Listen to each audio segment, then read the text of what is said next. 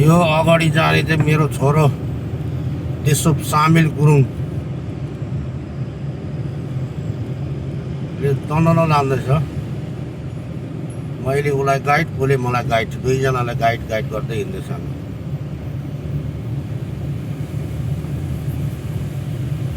र उसको मम्मी पनि छ साथमा अगाडि उसलाई गाइड गर्ने फेरि। अहिले चाहिँ हामी थिम्पूतर्फ लागिरहेको छ। टक्कै 6:30-7 बजिसक्यो टाइम पनि।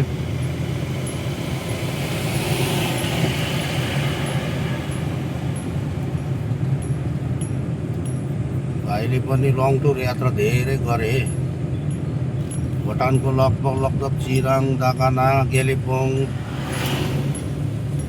यता सरबङ,